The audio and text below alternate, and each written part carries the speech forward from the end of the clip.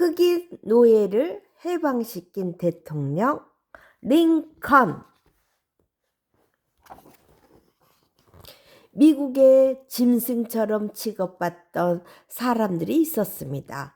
채찍으로 맞으며 온종일 고된 노동을 해야 했고, 엄마와 딸, 아버지와 아들이 물건처럼 사고 팔려 헤어져 살아야 했습니다. 그들은 아프리카에서 미국으로 끌려온 흑인 노예들이었습니다.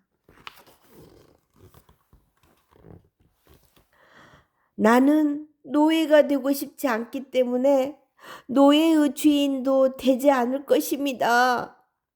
노예 해방을 반대하는 사람들의 비난과 방해에도 불구하고 링컨은 끝내 신념을 버리지 않았습니다. 그리고 흑인 노예들을 자유를 얻었습니다.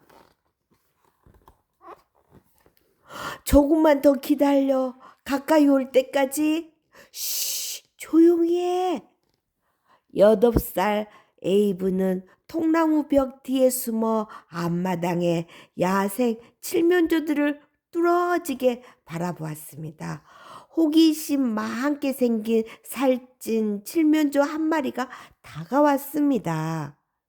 이제 총을 쏘아야 해. 에이브는 마음속으로 중얼거렸습니다. 지금이야! 지금 안 쏘면 도망가 버려! 친구가 속삭였습니다. 총을 쥔 손은 떨리기 시작했고 땀까지 배어 나왔지만 에이브는 눈을 꼭 감고 방아쇠를 당겼습니다. 탕! 칠면조는 고통스럽게 날개를 푸드득 거리다가 꼬꾸라졌습니다. 야, 명중이다!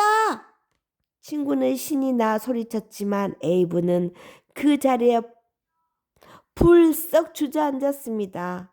총에 맞아 쓰러진 칠면조가 자신을 빤히 바라보는 것 같았습니다. 나는 다시는 사냥을 하지 않을 거야. 에이브는 흑인 노예를 해방시켜 미국의 가장 위대한 대통령으로 존경받는 에이브 러햄 링컨의 어릴 적 이름입니다. 에이브는 1809년 미국 켄터키주의 산골 마을 조그만 통나무집에서 태어났습니다. 아버지는 당시에 대다수 농부가 그랬듯 자신의 이름밖에는 쓸 줄도 모르고 셈도 잘 못하는 농부였습니다. 꽤 넓은 땅에 농사를 지었지만 수확은 그다지 많지 않아 생활 형편은 넉넉하지 못했습니다. 어린 에이브는 아버지를 도와 땅을 일구고 농사를 지어야 했어요.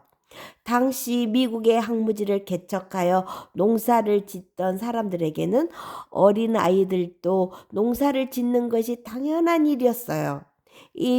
에이브가 9살이 되었을 때 뜻하지 않는 불행이 찾아왔습니다.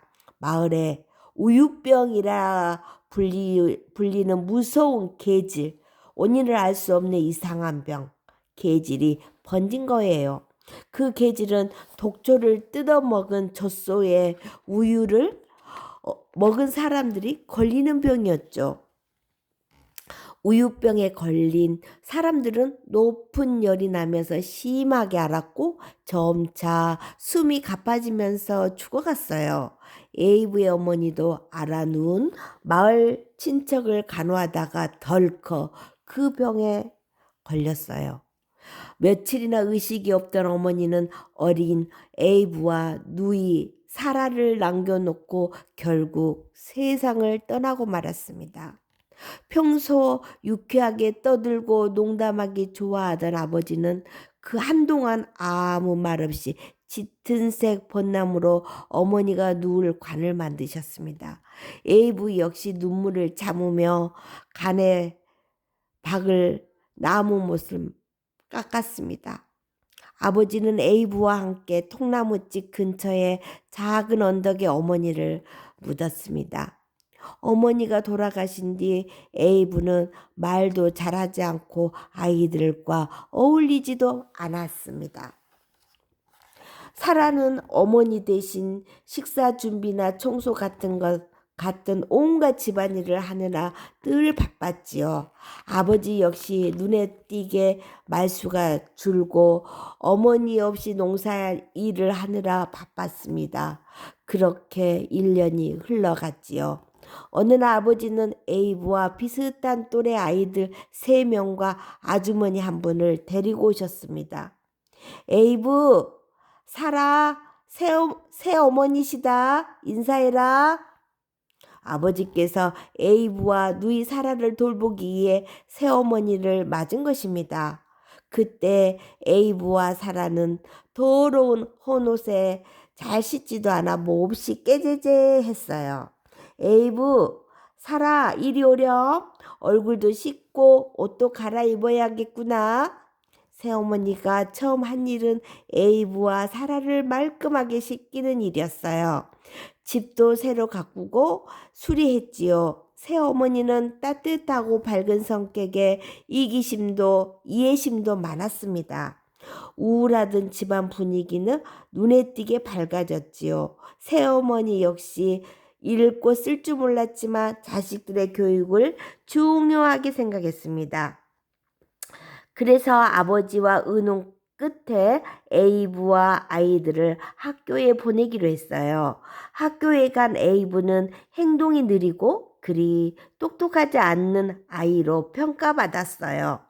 칠판에 쓰여 있는 글들을 받았을 때도 항상 꼴찌여서 아이들에게 느림보라고 놀림을 당하기도 했지요. 하지만 에이브는 끈질긴 아이였습니다.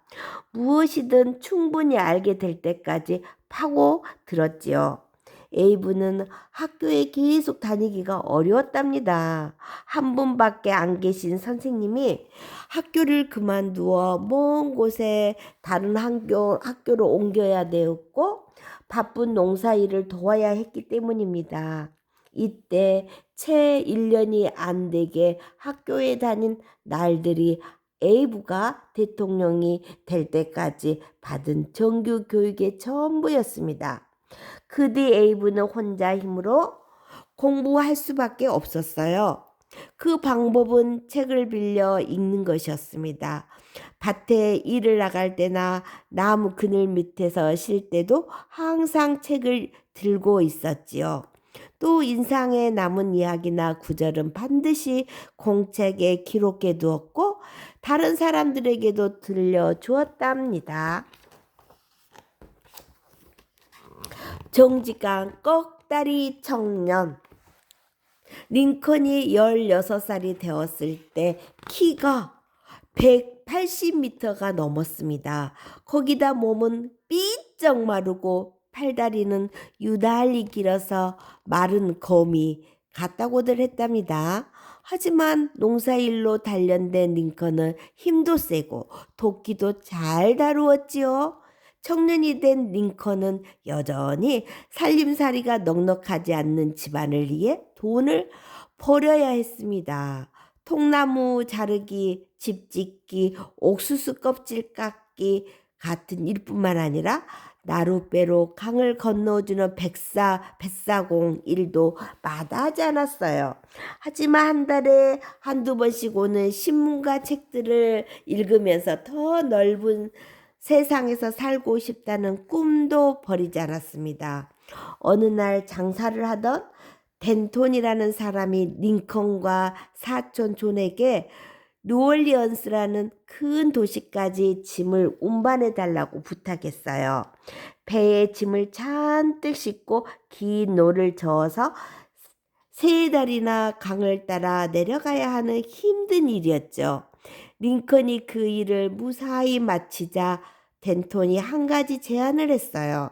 자네, 여기보다 훨씬 번화한 뉴셀리모 내 가게에서 일해보지 않겠나? 그렇지 않아도 집에서 독립해 다른 일을 해보고 싶던 링컨은 속으로 캐제를 불렀답니다. 1831년 링컨은 불확실한 앞날에 불안해하면서도 큰 도시로 떠난다는 기대에 부풀어 가족들 곁을 떠났습니다. 링컨이 자리 잡은 뉴셀롬의 주민들은 깊은 산골에 사는 사람들에게 식량과 소금 등을 팔아 생활하고 있었어요. 뉴세얼럼에는 고작 100여 명이 사람들이 살고 있을 뿐이었지만 이때까지 링컨이 살았던 마을 가운데 가장 큰 곳이었습니다. 링컨은 식료품을 파는 된통 가게의 점원으로 일을 시작했어요. 링컨은 물건을 팔고 세임을 할 때 빈틈없이 정확했어요.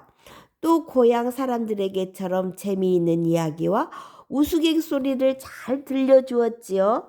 그 덕분에 링컨은 마을 사람들과 금방 친해졌습니다. 어느 날 하루 장사를 끝내고 그날 판 물건값과 받은 돈을 맞춰보던 링컨은 깜짝 놀랐습니다. 물건값보다 받은 돈이 조금 더 많았던 거예요. 링컨은 꼼꼼히 따져보고 손님 한 사람에게 거스름돈을 덜 준 것을 깨달았습니다. 아, 낮에 밀가루를 사러 왔던 아주머니에게 돈을 덜 드렸구나. 이를 어쩌지?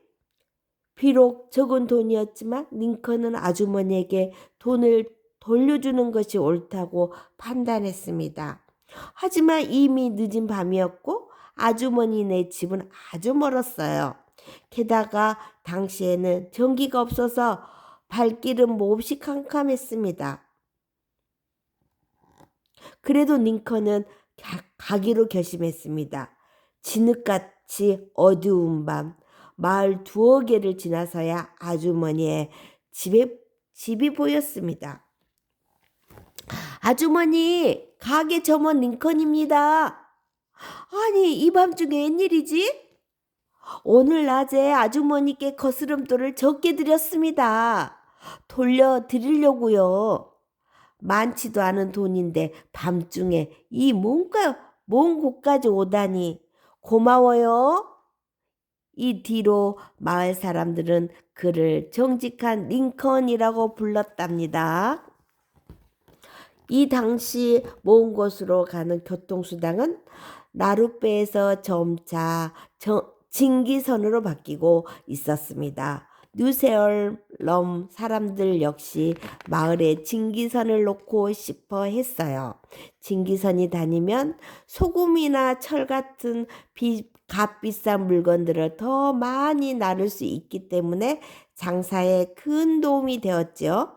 증기선을 놓으려면 지역의 대표인 주의원이 주된 역할을 해야 합니다. 사람들은 뱃일 경험도 있고 빈틈없는 링컨이 이 일을 잘할 것이라고 생각했어요. 그래서 링컨에게 일리노이 주의 주의원에 출마하라고 권유했지요. 내가 주의원이 될 수 있을까? 난 학교도 제대로 다니지 못했고 부자도 아닌데. 링컨은 처음엔 몹시 망설였어요. 그러나 친구들과 이웃 사람들이 자꾸 권하자 점차 도전해보고 싶은 마음이 들었어요. 주의원에 출마한 링컨은 투표권이 있는 유권자들을 찾아다니며 자신의 결심을 밝혔습니다. 저는 가난한 집안에서 태어났고 지금도 하찮은 가게 점원입니다. 하지만 누구보다도 마을 사람들을 위해서 열심히 일하겠습니다. 링컨은 열성적으로 호소했지만 선거에서 떨어졌습니다. 주의원이 되기에는 아직 이름 없는 풋내기였던 것이죠. 비록 주의원이 되지는 못했지만 링컨의 인생을 바꾼 중요한 경험이었어요. 학교 교육도 제대로 받지 못한 자신들이 남들 앞에 나서서 연설도 하고 대표로 일도 할 수 있다는 자신감을 얻은 것이지요. 선거에서 떨어진 링컨은 친구와 함께 설탕, 소금 등을 파는 가게를 열었습니다. 하지만 경제 상황이 점점 나빠지면서 장사가 잘 되지 않았고 결국 얼마 못 가 망하고 말았어요. 링컨은 돈 한 푼 없는 빈 털터리가 되었을 뿐더러 가게를 얻을 때 들인 빚만 잔뜩 떠안게 되었어요. 링컨은 또다시 장작을 패거나 나무집 울타리를 치고는 등에 막릴로 겨우 먹고 사는 처지가 되었습니다. 다행히 링컨에게는 그를 좋아하는 친구들이 많았어요. 한 친구의 추천으로 우체국장이 될 수 있었지요. 비록 혼자서 마을의 편지를 모두 배달해야 했지만요.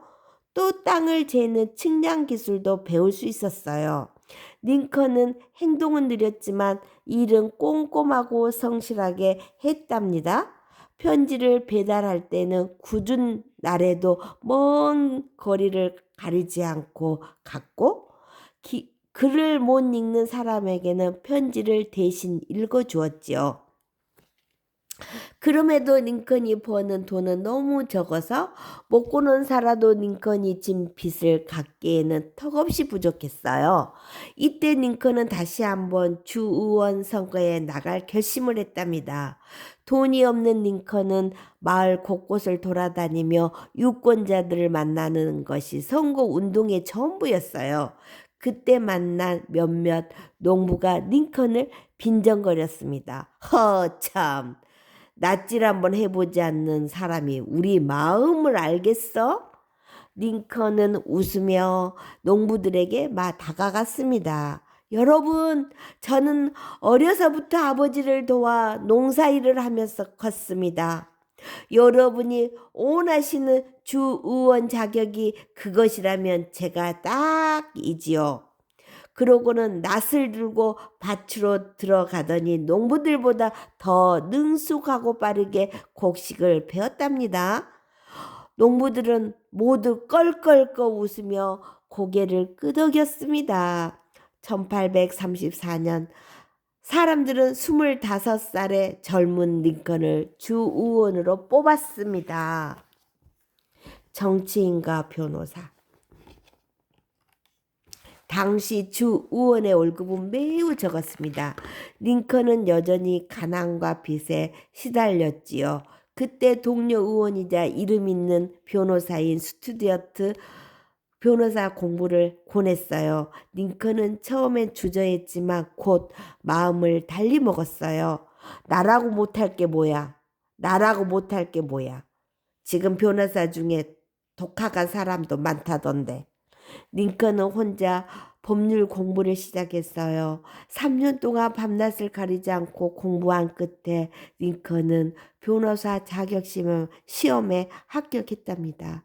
링컨은 스튜어트가 변호사 사무실을 열고 있는 스프링필드로 떠났습니다. 그와 함께 일을 하기 위해서였어요. 점원, 측량기사, 주의원 등의 풍부한 경험은 링컨의 변호사 일에 많은 도움을 주었습니다. 또 명쾌하고 공정한 일처리 덕분에 변호사로서 링컨의 이름이 점점 알려지게 되었지요.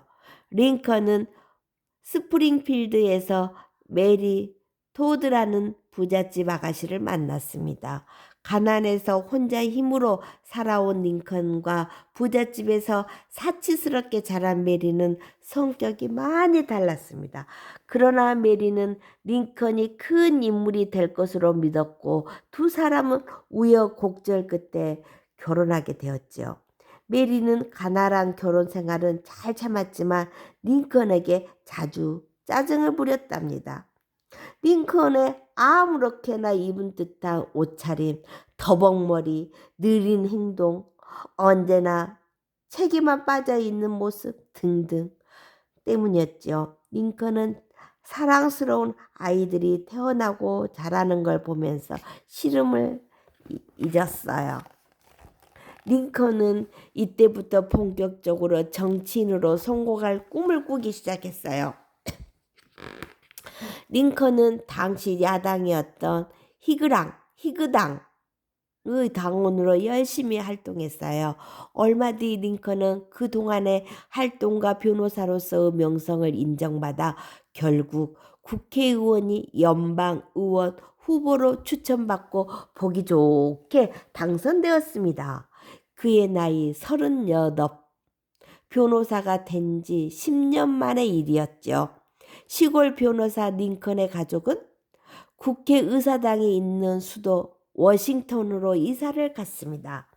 당시 워싱턴은 많은 사람들이 모여 사는 세계적인 도시였어요. 워싱턴에는 아프리카에서 끌려와 노예가 된 흑인들이 많았습니다. 백인들은 창고에 많은 흑인 노예들을 가두어 놓았다가 다른 곳에 내다 팔았지요. 미국에서도 특히 대규모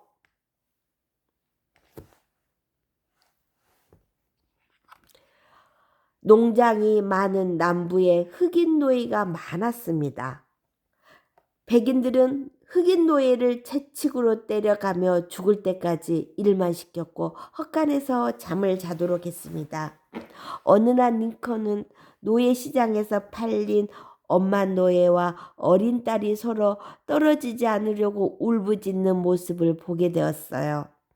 엄마, 같이 가! 아가야, 이리 와! 주인님, 제발 제 딸을 데리고 가게 해주세요.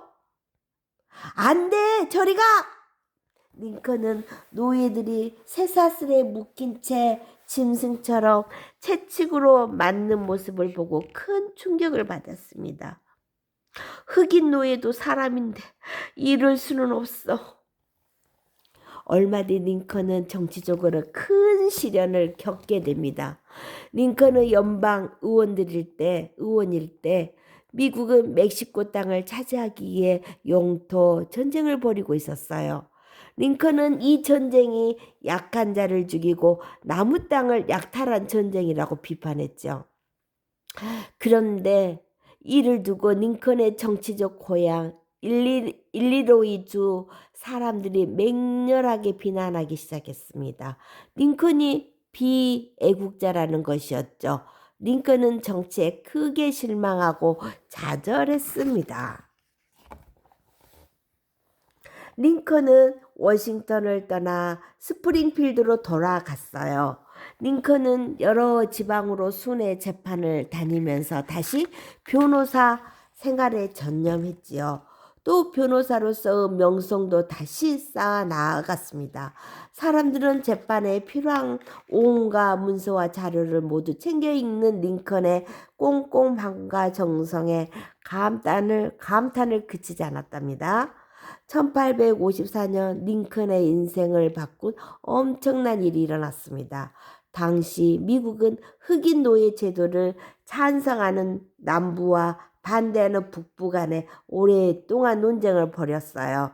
그러다가 남부는 노예 제도를 인정하고 미주리주를 경계로 한 북부의 어떤 곳에서도 노예 제도를 금지한다는 미주리 협정을 맺으면서 논란이 수그러드는 듯 했지요. 그런데 민주당의 더글러스라는 유명한 정치인이 이 협정을 무시한 법안을 의회에서 통과시킨 거예요. 미국 변방 중심지에서 멀리 떨어진 가장자리 지역의 변방에 새롭게 생겨난 주에서 노예제도를 인정하느냐 아니냐는 그곳 주민들이 결정할 수밖에 없다는 법이었어요. 이 법은 곧 노예제도를 확산하자는 것이나 마찬가지였죠. 북부 사람들을 중심으로 이 법안에 대한 반대가 심해지고 노예제도를 아예 금지하자는 세력들이 모여 공화당이란 새로운 당을 만들었어요. 링컨도 이 당에 가입했지요. 더글러스는 곳곳을 찾아다니며 이 법이 정당하다는 내용의 강연과 연설을 벌였어요. 링컨은 더글러스가 강연한 곳을 찾아가 더글러스 주장을 반박했지요. 미국은 자유를 이상으로 삼는 나라입니다. 인간을 노예로 삼으면서 자유가 이 나라의 근본 정신이라고 말하는 것은 우리가 이선자라고 곧 세상에 밝히는 것과 다름없습니다. 링컨과 더글러스는 많은 도시를 돌아다니며 논쟁을 벌였습니다. 링컨은 국회 도서관에 온갖 자료와 문서를 이 잡듯이 뒤져 법안을 반박하고 풍자했답니다. 링컨이 더글라스를 반박하는 내용이 얼마나 날카롭고 재미있던지 청중이나 언론이 링컨을 주목하기 시작했습니다. 링컨과 더글라스의 논쟁은 신문에 자주 오르내렸고 두 사람의 연설이 있는 날이며 아주 먼 곳에서부터 청중들이 몰려들었답니다. 이 덕에 시골 변호사에 불과했던 링컨의 명성이 자자해졌지요. 1860년 대통령 선거를 앞둔 공화당에서는 대통령 후보를 뽑기 위해 당원들이 모여 투표를 하는 전당대회가 열렸습니다. 링컨도 자자해진 명성에 힘입어 후보로 나섰지요. 당시 공화당 내에서는 정치 경험이 많은 슈워드가 대통령 후보로 가장 유력했어요. 그런데 슈워드가 노예제도와 자유를 원하는 사람들과의 싸움은 피할 수 없다는 논설을 한 뒤 공화당에서는 슈워드가 지나치게 강경한 입장이 아니냐는 우려가 높아졌어요. 링컨을 지지하던 사람들은 그참에 민주당의 더글라스와 맞설 만한 후보는 링컨밖에 없다고 나선 선거 운동을 했어요. 더글라스와 맞설 만한 후보는 링컨밖에 없다고 선거 운동을 했죠. 또 링컨이 밭을 갈던 가난한 농부의 아들로 혼자서 성공을 이룬 서민 대통령 후보임을 대대적으로 홍보했답니다. 치열한 경쟁 끝에 링컨은 공화당의 단독 후보가 됐습니다. 일리노이 주 총구석에서 온 링컨이 대통령 후보가 됐다네. 일리노이 주 총구석에서 온 링컨이 대통령 후보가 됐다네. 링컨을 지지하던 사람들은 하루성을 지르며 맥주집으로 달려갔답니다. 당시 민주당은 두 세력으로 갈려 북부는 더글라스를, 남부는 브리켄리지를 후보로 내세웠습니다. 그해 겨울에 치러진 대통령 선거 결과 링컨은 186만여 표를 얻었고 더글라스는 137만여 표, 브리켄리지는 58만여 표를 얻었습니다. 결국 학교도 제대로 다니지 못했던 통나무집 농부의 아들 링컨이 미국의 제16대 대통령으로 당선된 것입니다. 저 역시 정치적 명예에 관심이 많습니다. 그러나 그보다 앞서 저는 이 땅에 정의가 뿌리 내리기를 간절히 원합니다. 링컨이 대통령에 당선됐을 때 노예 제도를 둘러싼 북부와 남부의 대립은 더 심해져 갔습니다. 링컨이 대통령으로 취임하기 한 달 전 남부주의 대표들끼리만 모여 미국 연방 탈퇴를 선언하고 남부 연합을 만든 뒤 제퍼슨 데이비스를 대통령으로 뽑는 일까지 벌어졌습니다. 대통령에 당선된 링컨에게 한 신문 기자가 질문을 했습니다. 싸움에 진 적들을 어떻게 할 생각이십니까? 싸움에 진 적들을 어떻게 할 생각입니까? 그러자 링컨은 거침없이 말했습니다. 남김없이 없애버릴 것입니다. 남김없이 없애버릴 것입니다. 긴장한 표정을 하고 있는 사람들에게 링컨이 빙그레 웃으며 말했습니다. 그들을 모두 나의 친구로 만들 겁니다. 그러면 자연히 적은 모두 사라지겠지요. 링컨의 재치 있는 대답에 사람들은 그제야 박수를 치며 웃어댔습니다. 1861년 3월 4일 링컨이 대통령에 취임하는 날이 되자 수도 워싱턴은 마치 전쟁터 같았습니다. 남부에서 링컨을 암살할 것이라는 소문이 떠돌아서 시내 곳곳에는 군인들이 깔려 있었습니다. 실제로 어떤 건물에서도 총을 든 저격수가 보이기도 했지요. 암살 소동이 점점 심해지자 링컨은 당당하게 백악관으로 들어가려던 생각을 접어야 했습니다.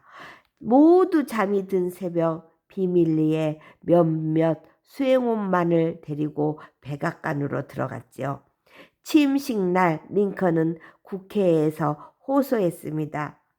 남과 북이 서로 피를 흘릴 이유는 없습니다.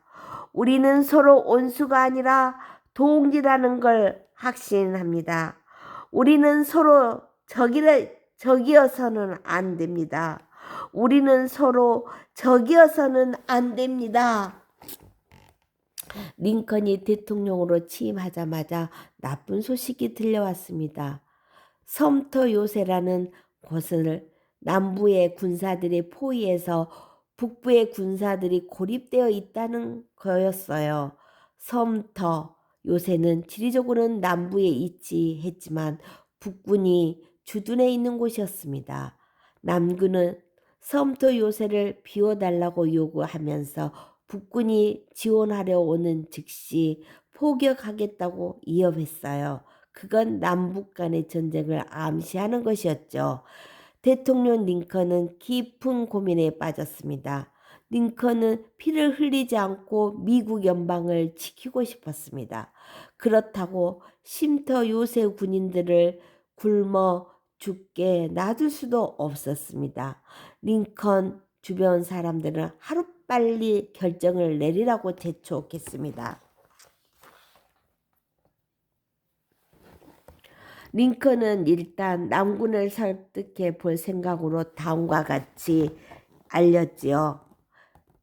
섬터에 식량만 보내려고 합니다. 식량을 막지만 않는다면 군대나 무기를 절대 보내지 않겠소. 하지만 남군은 식량을 실은 배가 항구로 들어오자 포격을 시작했습니다. 1861년 미국 역사에서 가장 큰 불행이었던 남북전쟁이 시작된 것입니다. 이제 링컨은 나라의 책임자로서 각오를 다져야 했습니다. 당시 북부의 인구는 남부의 2배에 달했고 그나마 남부 인구의 절반 가까이는 흑인 노예였습니다. 북부에는 탄약과 총을 만드는 공장과 강력한 해군이 있었지만 농업을 위주로 하는 남부는 그렇지 못했어요. 사람들은 북군의 승리로 전쟁이 곧 끝날 것이라 생각했지요. 하지만 남부에는 로버트 리 같이 전술에 능하고 지휘력 있는 장군들이 많았지만 북부에는 이를 대적할 만한 장군이 없었습니다. 북군은 첫 전투에서 남군에게 어이없이 패하고 뿔뿔이 흩어진 채 워싱턴으로 도망쳐 왔습니다. 이런 가운데 링컨에게 또 다른 불행이 닥쳐왔습니다. 아들 일리가 심한 열병에 걸린 것입니다. 링컨은 밤새워 기도했습니다. 하느님, 제 아이를 살려주세요. 제가 할 수 있는 일은 무엇이든 하겠습니다. 그러나 간절한 기도는 통하지 않았습니다. 밤새 앓던 일리는 어린 나이에 세상을 떠나고 말았습니다. 링컨은 큰 슬픔에 빠졌습니다. 직무실 문을 닫아 걸고 혼자 소리내어 우는 일이 잦아졌습니다.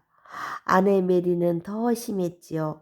슬픔에 빠져 있는 링컨에게 전쟁터에서는 좋지 않은 소식이 계속 날아왔습니다.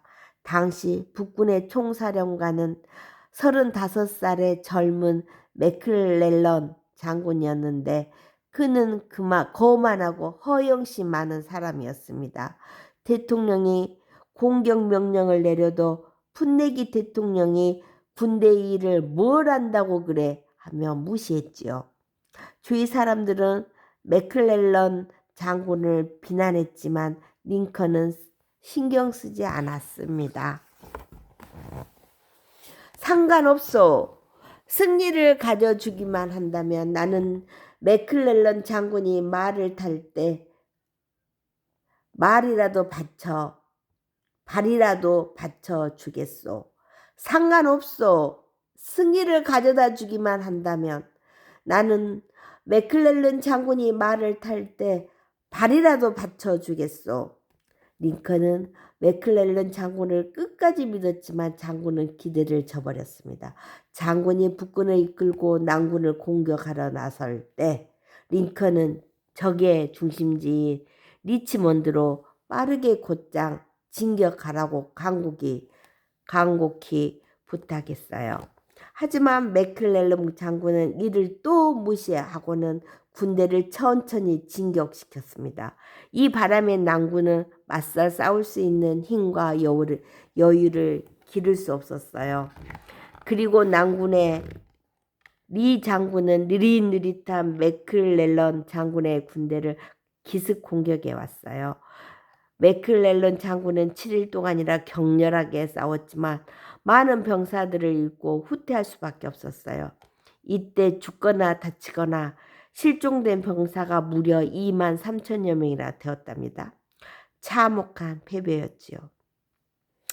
계속되는 패전과 말을 듣지 않는 장군들은 링컨을 절망에 빠뜨렸습니다. 북부 사람들은 불안해하면서 링컨의 지도력에 회의를 품기 시작했죠. 링컨에겐 넘어야 할 산이 너무 많았고 결정 내리기 어려운 일들이 닥쳐왔습니다. 링컨은 전쟁이 빨리 끝나면 남부의 흑인 노예에 대해 직접 간섭하지 않을 생각이었습니다. 남군이 패하고 노예 제도를 없애는 주들이 늘어나면 남부에서도 점차 노예가 사라질 것이라고 생각했죠.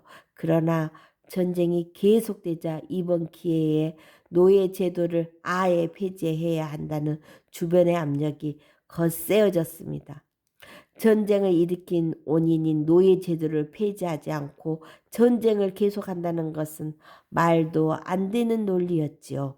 링컨은 이 문제를 매우 오랫동안 고심했답니다. 나라 운명이 걸린 문제였으니까요. 지금 노예를 해방하는 것이 이 나라를 구할 수 있는 길이요. 그러고는 전쟁에 진다면 지금 노예를 해방하는 것이 이 나라를 구할 수 있는 길인가? 그러고도 전쟁에 진다면 수많은 갈등이 머릿속을 어지럽혔습니다. 하지만 링컨은 흑인 노예를 해방하기로 결단을 내렸습니다. 이 길이 옳은지 그른지는 이제 나라와 역사가 평가할 것이다. 그러고는 노예 해방 선언문을 작성하기 시작했죠.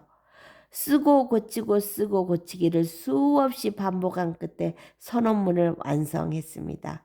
1863년 1월 1일 링컨은 떨리는 손으로 노예 해방 선언문에 서명했습니다. 노예 해방 선언문이 발표되자 북부 사람들과 흑인들은 이제까지 인간이 발표한 선언문 중에서 제일 위대한 것이라며 기뻐했어요. 그 뒤 노예 해방을 위해 많은 흑인들이 북군에 지원했습니다. 하지만 남부 사람들과 노예 해방을 바라지 않는 사람들은 링컨을 더욱 거세게 비난했습니다. 전쟁은 점점 더 치열해지고 병사들은 끊임없이 죽어갔습니다. 하지만 전쟁의 끝은 보이지 않았어요. 그 사이에 링컨은 무능한 사령관들을 몇 차례 바뀌었습니다. 그리고 남북전쟁에서 가장 치열하고 중요한 전환점이 된 게티즈버그 전투가 벌어지게 되었지요. 국민 여러분, 우리는 역사를 외면할 수 없습니다. 노예들에게 자유를 주는 것은 우리들의 진정한 자유를 보장하는 것입니다. 그것은 우리가 노예들에게 주는 그 자유와 우리가 가지고 있는 자유가 똑같이 소중한 것이기 때문입니다. 북군의 새 사령관 미드 장군은 남군이 점령하고 있던 펜실베니아 주로 진격하다가 제티즈버그라는 작은 마을에서 남군의 리 장군과 대치하게 되었습니다. 남군의 군사도 7만이 넘었고 북군도 9만에 가까운 대규모 병력이었어요. 3일 밤낮으로 전투가 벌어졌습니다. 게티즈버그는 피로 물들었고 시체가 산처럼 쌓였어요. 그 이 처참한 전투에서 미드 장군이 이끄는 북군이 승리했습니다.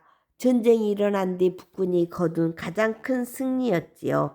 링컨은 승리 소식에 매우 기뻤지만 한편으로 전투에서 죽은 수많은 병사들 때문에 가슴이 아팠습니다. 링컨은 죽은 병사들이 묻힌 게티즈버그 무효지에 가서 연설을 했습니다. 우리는 명예롭게 죽어간 이들로부터 더 큰 힘을 얻어 그들의 죽음이 헛되지 않게 노력할 것입니다. 신의 가호 아래 이 나라는 새로운 자유의 탄생을 보게 될 것입니다. 국민을 위한 정부는 이 세상에서 결코 사라지지 않을 것입니다. 국민을 위한 정부는 이 세상에서 결코 사라지지 않을 것입니다. 국민을 위한 정부라는 말이 담긴 이 연설은 이후 전 세계에서 가장 유명한 명언설이 되었답니다. 게티즈버그에서 승리한 뒤 미드 장군은 군인들이 지쳤다며 남부로 진격하는 것을 주저했습니다. 궁지에 몰렸던 남군은 그 사이를 틈타 줄줄이 도망쳤지요. 도간에 든 적을 놓치다니 도대체 어쩌자는 거야. 링컨은 분통을 터뜨렸지만 이미 어쩔 수 없는 상황이었어요. 1864년 링컨과 북군 모두에게 끔찍한 여름철이 다가왔습니다.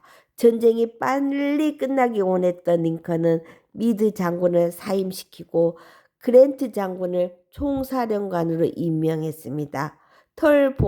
털북숭이의 건장한 그랜트 장군은 강직하고 추진력 있는 사람이었죠.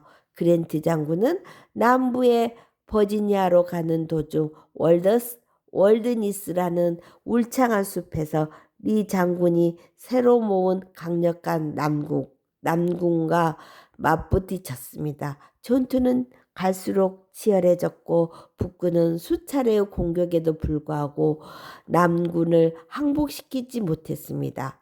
북군은 이 전투에서만 5만 명이 넘는 군인들이 죽거나 다쳤습니다.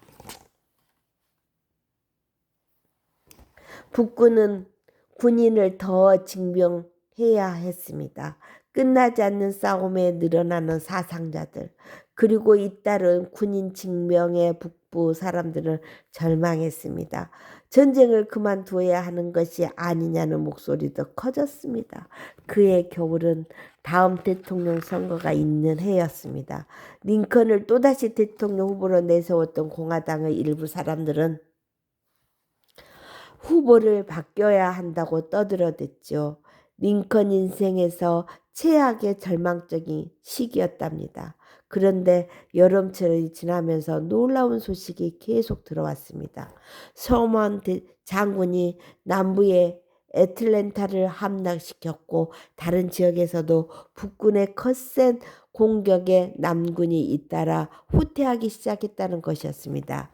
들떴던 비난은 점점 수그러들었고 링컨은 제17대 대통령으로 다시 뽑혔습니다. 다음 해 봄 그랜트 장군은 쉬지 않고 남군의 수도인 리치먼드를 공격했습니다. 마침내 남군 총사령관 리 장군은 항복을 선언했습니다.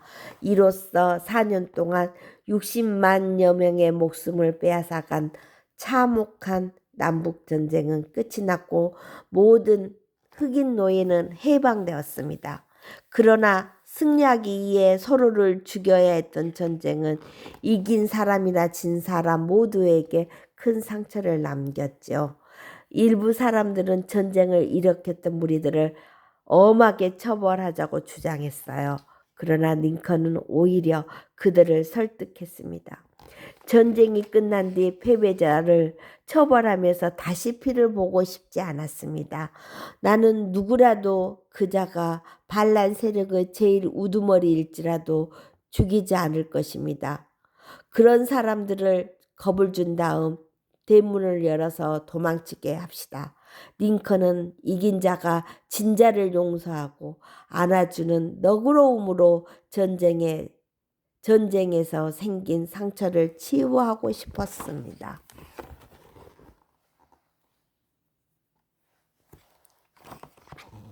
만일 내 이름이 역사에 남는다면 노예 해방 때문일 것입니다. 전쟁이 끝난 뒤에도 링컨은 그 뒤처리를 하느라 쉴 틈 없이 바빴습니다. 주변 사람들은 링컨에게 잠시만이라도 휴식을 취하라고 권했지요.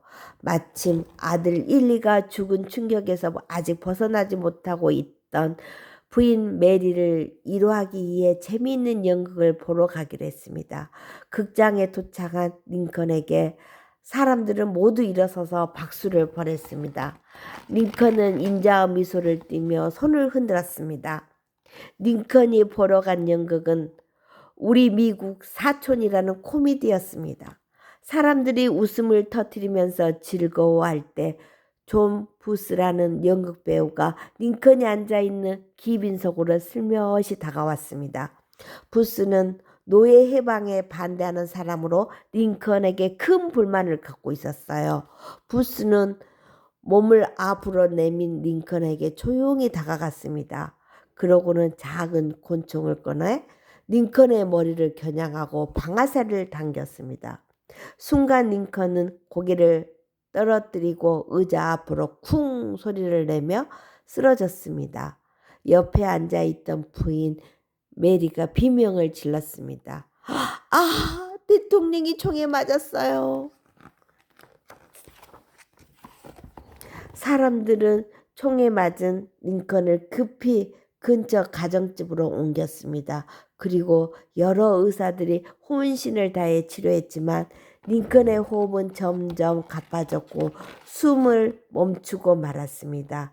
링컨 앞에 서 있던 스탠턴 국방장관이 천천히 모자를 벗으며 말했습니다.